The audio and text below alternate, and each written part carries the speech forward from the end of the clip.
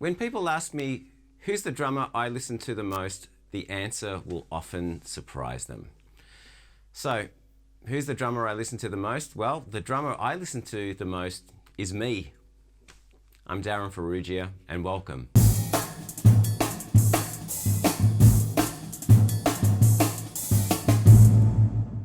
Now, I know the answer to that question might sound a little egotistical, a little narcissistic even, but actually what that means is that I spend a lot of time recording myself.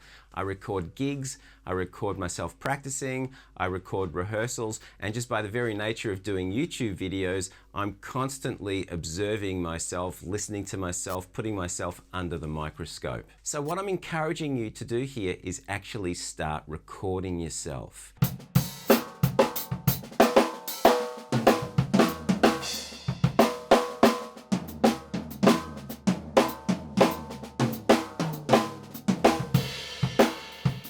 I want to throw a scenario at you. A friend of yours, a musician friend of yours, plays you a recording and you listen to it and you think to yourself, you know, I really don't like that drummer. I don't like his time. I don't really like his pocket. I'm not into his drum sound. I find his fills a little cheesy, a little corny. I don't know that I could listen to this drummer. And then, much to your shock and amazement, your friend says, well, that recording is you. Imagine the horror that you would experience, and we do experience that horror because often we will hear ourselves on a recording and think, oh my God, I thought I sounded better than that.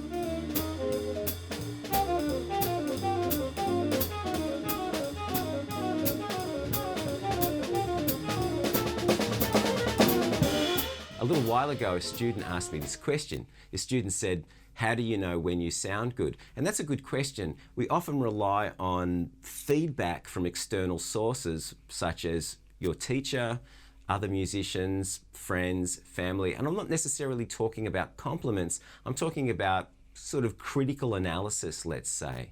Well, a recording is going to give you that feedback as well.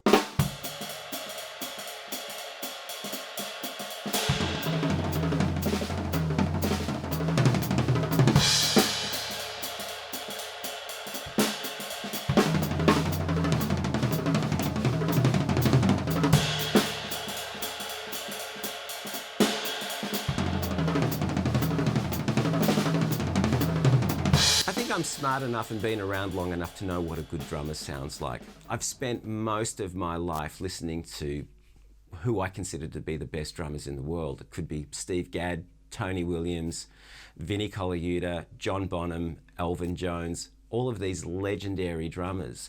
They sound great, so I know what a good drummer sounds like.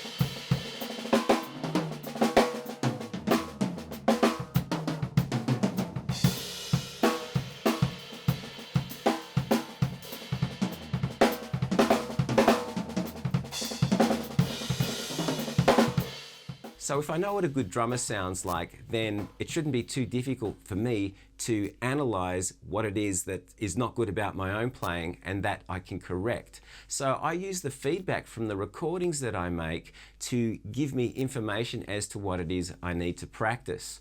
A few years ago, I was playing at a DW Day event in Sydney, and one of the other drummers on that bill was the great Chad Wackerman. Someone asked Chad a question and said, how do you know what to practice? And Chad said a great thing. He said, record yourself.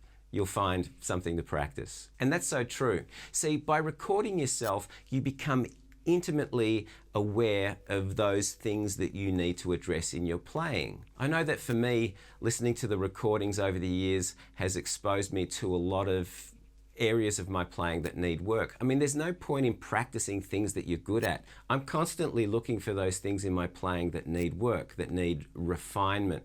So recording yourself is the only way to do it. I want you to imagine a scenario. You're about to go on a date. You're really super excited about this. So you have a shower, you have a shave, or you put on your makeup, you put on your favorite clothes, and you're about to go out of the house, and not once did you look in a mirror to check on your appearance. And to me, that's what recording is. By recording myself, I'm constantly looking in that mirror, putting myself under that microscope. Have a think about other professions that do this. You know, when a chef is cooking, the chef is constantly tasting what it is that they're cooking to make little adjustments to that. Does it need more salt? Does it need more pepper? Does it need extra garlic? So they don't wait till the end result to taste the food. They're doing it constantly. Same with a painter. A painter is constantly looking at their painting, stepping back, making little adjustments. It's an ongoing process. So it's important for you to record yourself.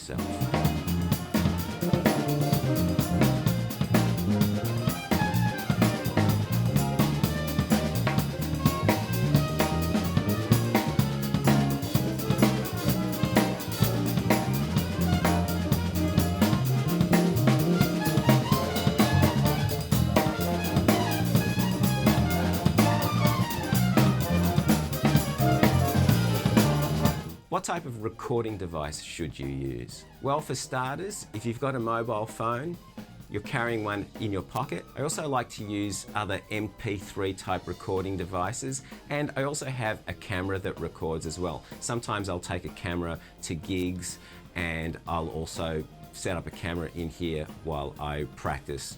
And having video recordings helps address issues of posture, let's say lack of balance, all of those things. So video recording is also really good.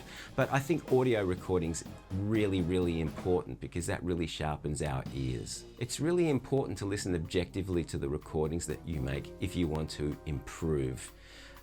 You know, think about it. Compare yourself to those players that you love. Compare yourself to those players that sound great. How does their pocket feel? What do their fills sound like? Are they busy? Are they playing too much? Are they playing too little, for example? So it's important that you really get inside your own playing. As I said, you become intimately aware of all of those things in your playing that need work, and it's important to know how you sound. When I talk about intimately aware, we know what we look like when we look in a mirror. We could look in a mirror and say, okay, that's my face there. So we need to be just as familiar with our own playing as we are with the players that we love to listen to.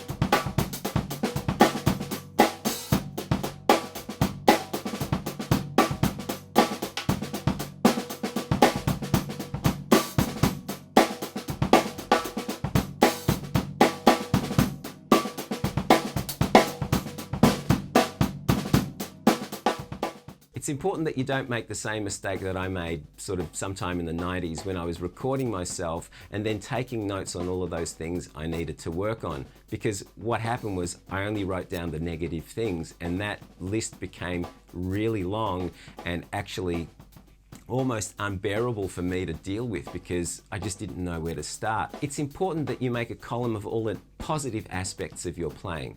Maybe you like the way you play a shuffle groove, or you like the sound of your drums, or there are certain fills that you like playing that you're really nailing. So it's important to keep a balance of those positive things because our brain is naturally going to gravitate towards those negative things if there are way too many of them. So try and get a balance of positive and negative. But as I said, be realistic, be objective.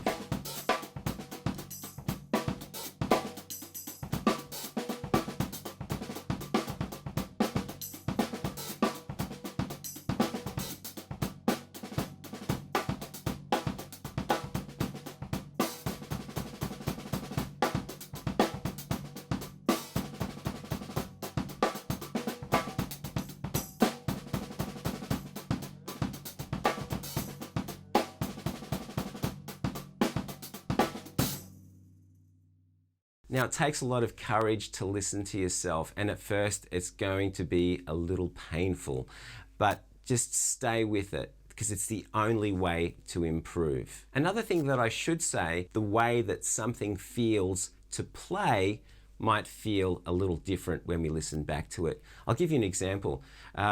Quite a number of years ago, I was doing a gig and having the time of my life. I thought I was playing great. I really did. I thought it felt great and I was just so happy with how it was. I couldn't wait to listen back to the recording. When I listened back to the recording the next day, it felt horrible. It was really pushy. The time was out of control. So it goes to show that the experience of playing something in that moment is very different to the experience of listening back to it. So that goes back to that question that the student asked me, how do you know when you sound good? If you practice a groove and it feels good to play, record it. If it feels good to listen back to, if it's in the pocket and it's got a nice sound, then we know that what we did in the practice room was correct. But remember that not everything that you play sounds as good as it feels to play in the moment that you're playing it. So again, you need to be objective.